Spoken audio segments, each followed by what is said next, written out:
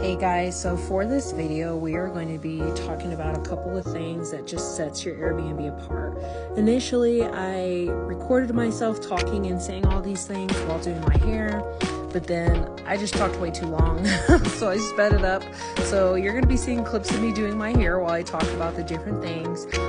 Number one thing that we're going to be talking about today is that sets your Airbnb apart is going to be auto lighting. So on my porch downstairs, we made a point to have lighting that is installed, and here's a quick video of it, it automatically lights up at night, which is really nice. And if guests don't want the light, they just close the blinds. So super easy, makes it easier to navigate at night since it's really dark out there. The next thing that's going to be really important is going to be keyless entry, which we'll talk about. So specifically, or not keyless entry, but self-entry. So specifically with this Airbnb that my husband and I got, we purchased a home. The home had a basement that was a walkout. We were very intentional in looking for that because we had wanted to own an Airbnb for a long time, or I specifically did. And so it has complete separate access, which is really convenient for guests. So it's private, has its own space. It's about 1,020 square feet, but we got a lockbox that allows for entry. So the lockbox is digital. It allows me to change the passcode at any time from my phone wirelessly.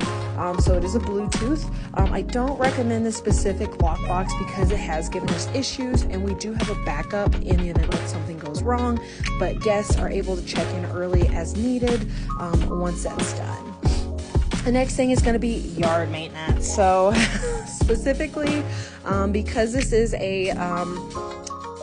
we set up sort of a multi-living home, if you will, the yard is really, really important. So we just make sure that there is no dog poop. As you can see the video that I just had, my dog was literally pooping as I was picking it up in the front and in the back. Excellence is our standard, and so that's what sets us apart. So we're very intentional about making sure there's no dog toys or anything like that.